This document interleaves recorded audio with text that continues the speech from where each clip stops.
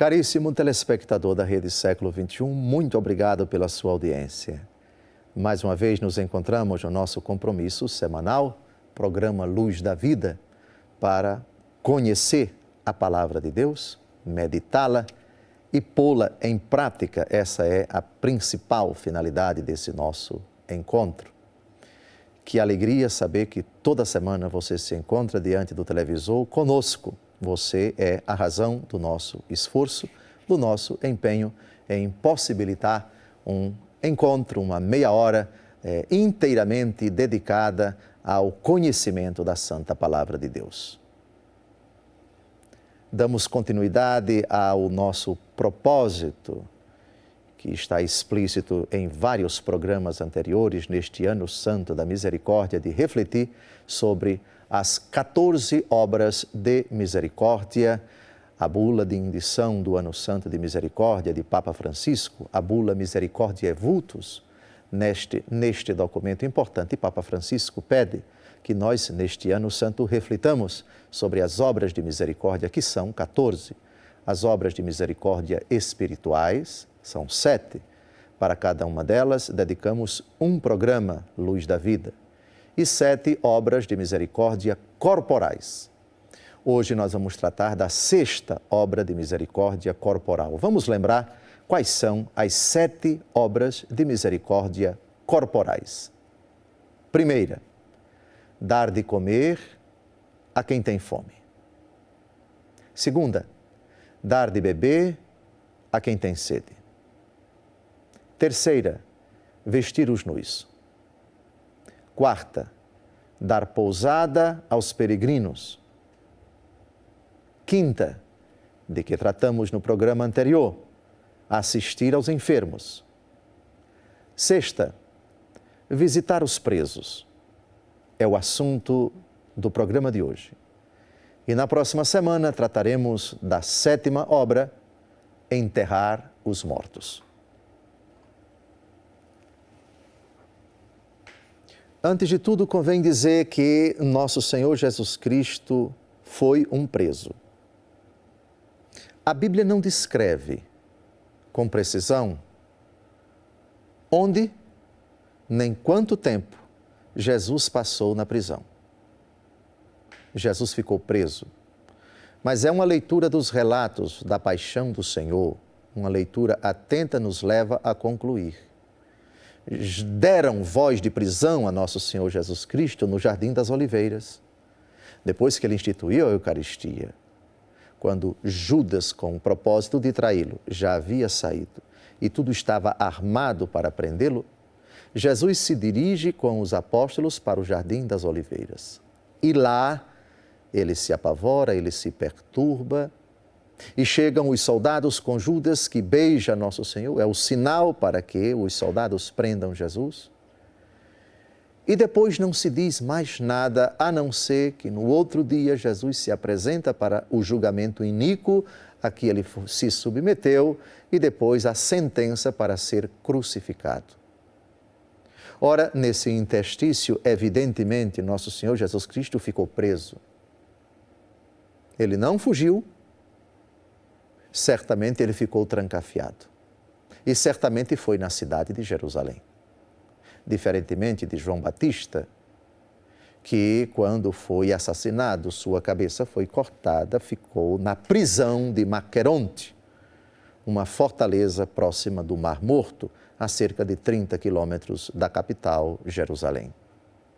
Então, Jesus experimentou essa condição existencial de preso, de inocente. Preso, inocente. O pavor, a angústia, o medo, a fome, certamente o mal-estar de um lugar pútrido, de um lugar fétido, de um lugar mal cheiroso. Jesus experimentou essa condição. Aí nós compreendemos que no capítulo 25 do Evangelho segundo Mateus, quando Jesus vier na glória e dividir a humanidade entre os que estiverem à direita e os que estiverem à esquerda, ele pronunciará aos que estiverem à direita: tive fome e me deste de comer, tive sede e me destes de beber, estive nu e me vestiste, enfermo e fostes visitar-me, preso e fostes ver-me. Jesus, evidentemente, aqui pensa, antes de tudo, literalmente naquela condição que ele experimentou. Nele e também em todos os presidiários, em todos os trancafiados, em todos os reclusos da face da terra de todas as épocas. Falemos um pouco da condição existencial do preso. Por que alguém é preso? A resposta não é simples. Porque há prisões legais e prisões ilegais. Porque há prisões que são realmente motivadas por uma causa legítima à luz da legislação civil vigente. E há prisões arbitrárias. Há prisões justas e há prisões injustas. Não vamos aqui fazer uma análise tanto de uma situação quanto de outra situação. Detenhamo-nos na condição física, espiritual, existencial do preso. A liberdade é um dom de Deus para todos nós. O direito de ir e vir, garantido na nossa Constituição da República Federativa do Brasil, é tutelado, é um bem supremo, digamos assim. Deus nos fez para que nos dirigíssemos de um lugar para o outro. Crescei, multiplicai-vos, enchei, povoai, submetei a terra, a capacidade de ir e vir. Quando nós perdemos esta capacidade, a nossa condição existencial muda completamente. Ordinariamente, um preso não sente prazer por estar ali preso, independente de ser culpado ou inocente, independente de aquela situação ser justa ou injusta. Ele está psicologicamente arrasado. Arrasado porque não pode se locomover. Arrasado porque sua liberdade está tolhida. Arrasado certamente porque está constrangido com aquilo que pensa a sociedade a seu respeito. Mas particularmente aquilo que pensam aqueles que gostam dele, seus entes queridos, seus amigos, sua família, seus colegas de trabalho, as pessoas honradas. Trata-se, portanto, desculpe a expressão, de um baque profundo. É psicologicamente arrasador, avassalador, o fato de alguém se encontrar nessa condição. Outrora se locomovia, agora não pode mais. Outrora tinha liberdade de ir e vir, agora não tem mais. Isso se agrava com a culpa, com a consciência de que ele está ali porque merece, porque fez por onde. Há uma frase pronunciada por um dos ladrões que foram crucificados com Jesus, uma frase de um ladrão dirigida ao outro ladrão. O primeiro blasfemava contra Jesus. O outro então se volta para ele e o censura. Quanto a nós, é de justiça que nós estejamos aqui. Estamos aqui porque é justo, mas este não fez nada. Censura um ladrão, o outro, o primeiro censura o segundo, porque este segundo blasfemava contra Jesus. Talvez até palavrões, impropérios. O que nos interessa aqui é de justiça.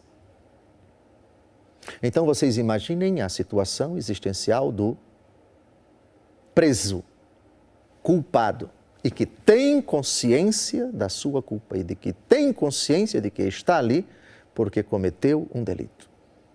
Isso abate profundamente, arrasa psicologicamente aquela pessoa. Há exceções, por favor, a isto. Há pessoas que não admitem jamais a culpa, há pessoas que não caem realmente em si, há pessoas, usando o linguajar dos jovens, para as quais a ficha ainda não caiu, ou não admite que a ficha tenha caído, ou não querem que a ficha caia. e mesmo sendo culpadas, julgam-se inocentes, acham que foram vítimas de um complô, etc. Mas, ordinariamente, independente de ser culpado, de ser inocente, cada caso é um caso, por favor, é uma situação psicológica e espiritual arrasadora. Pior ainda é quando a pessoa está ali injustamente. Foi colocada ali sem ter merecido, sem ter cometido nenhum delito. Erros, às vezes, são cometidos pela lei dos homens, pelas autoridades humanas. De qualquer maneira, cada caso é um caso. De qualquer maneira, todas essas situações produzem no presidiário, uma condição terrível. Vejamos alguém que foi colocado na prisão injustamente.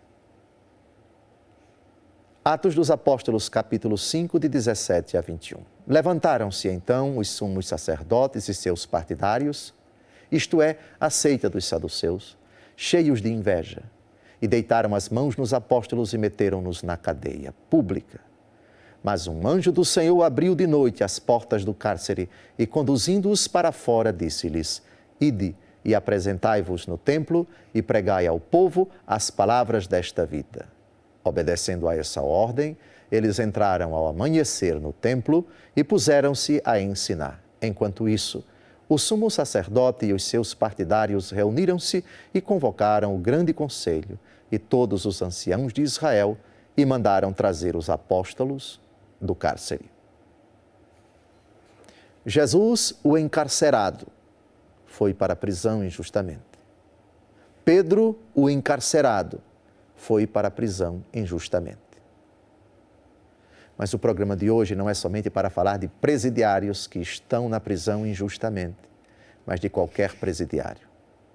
Assim como o enfermo se coloca numa condição de carência, de limitação, de completa impotência diante da enfermidade e precisa dos outros, e precisa de uma terapia, e precisa de um remédio, ele não se basta a si mesmo, também os presidiários encontram-se em situação parecida. No próximo bloco, nós vamos dar continuidade a esse assunto tão importante e responder a uma pergunta: o que o cristão deve levar de específico aos presidiários? O que é que Deus quer que o cristão, ao visitar os presos, levem? No próximo bloco, nós responderemos a essa pergunta. Até lá.